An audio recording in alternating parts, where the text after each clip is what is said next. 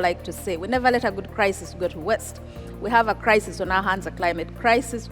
In the UN environment, we think of them as three crises that are interlinked: a climate crisis, a pollution crisis, and a nature crisis, which COVID-19 has really demonstrated that if we don't live well with nature, we'll have a crisis.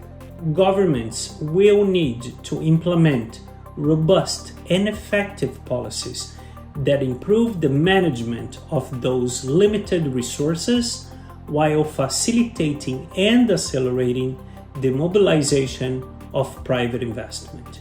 We must tackle the climate problems all together, and therefore is international support necessary, for example, by financing climate projects globally. Because in coordinated effort, that's where you achieve a lot.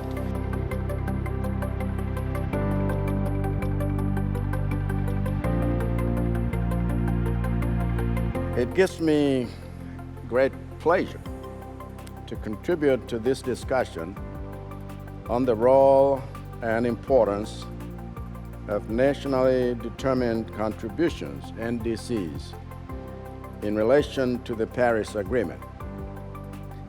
This is where the rubber of Sustainable Development Goals meets the road of government policy and practice.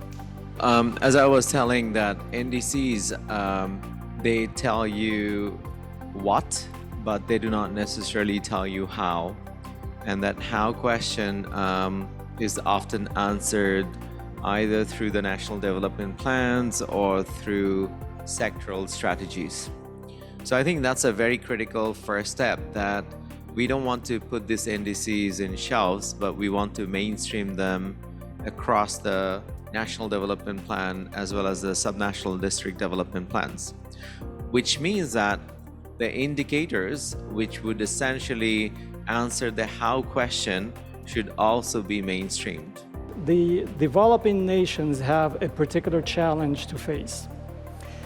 The developing nations have more urgencies in terms of national needs to take into account, in addition to the global challenges of heating. This office collects data nationally, but from various sectors. Now, if they are to collect data on energy, you find that maybe that data is not in the format that you want. Sometimes that data is not even available. So we need to have systems in place. You go to another agency within government, they'll tell you 15%. You go to another player, they'll tell you in Malawi we are at 21%. Why is it that we are having such inconsistent figures? It's because we don't have reliable data which can actually give us a true and accurate picture of where we are positioned as a country. We should look for a user-driven approach, so that we always put the usage of the data central, not producing data for data, but really for what cause is it being used. And also there's need for standardization and transparency. A lot is going on there in climate services. So the Copernicus Climate Change Service is a big, let's say, game changer, standardizing climate services. And finally, also the things we're doing should arrive at the end user. So the last mile delivery is also something we should take care of.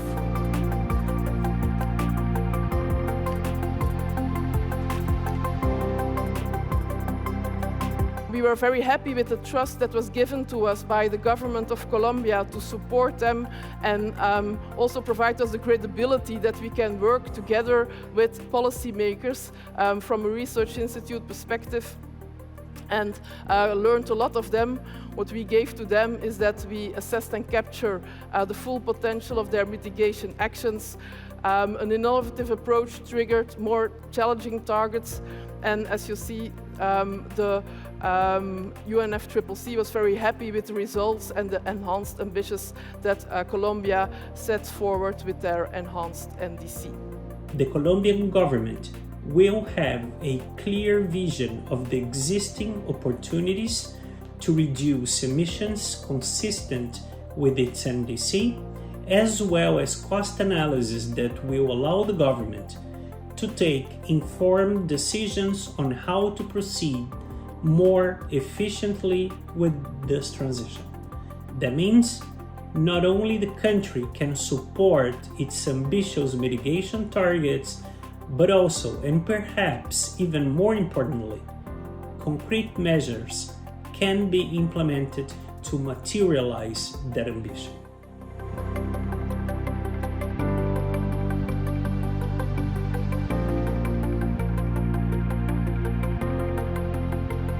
Of course, we want to elaborate further on this work that we did in Colombia with the NDC Support Center. Well, what we wanted is to establish an African Knowledge Center for national determined contributions that it will increase the capacities of African countries for the proper preparation of climate communications and improve, of course, in the end of the day, policy making, which is in the end what we want to achieve in the framework, of course, the commitments of set in the Paris Agreement. This international collaboration is one of the climate financing projects we funded last year. It's a 3-year program for which we are delighted to currently have 3 African countries on board, Morocco, Malawi and Uganda. And this will help them monitor and, more importantly, reach the ambitious climate targets they set also. The NDC Support Center is a joint initiative of Africa, VITO and CO2 Logic with the financial support of the Flinders government to provide support to the African country to improve the energy statistic reporting, increase the capability of modeling of process data, and develop a demonstration climate mitigation project.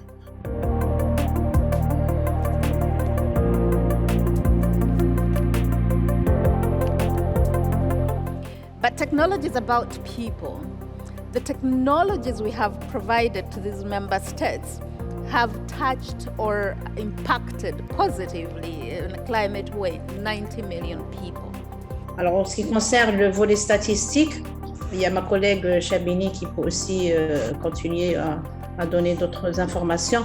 Alors, le ministère, dans une démarche de transparence, s'est engagé à rendre accessibles les données sur le secteur de l'énergie à travers la mise en service du portail de l'Observatoire marocain de l'énergie depuis 2019. Ce portail permet l'accès à des informations fiables et détaillées pour suivre l'évolution du secteur de l'énergie à l'échelle nationale, à savoir les statistiques énergétiques, les bilans énergétiques, les indicateurs énergétiques et d'efficacité énergétique, mais aussi des analyses socio-économiques et de prospective énergétique que nous faisons en interne. But we are seeing a lot of very positive signals coming out from the submitted NDCs in terms of how the economies in many different sectors are transforming and are pledging to transform further as we move forward first to the first benchmark of 2030 and 2050. So our position is one of cautious optimism. I hope the NDC support centers will be duplicated in all African countries in the coming future, because I firmly believe this will be a major drive in the energy transition and transformation in Africa.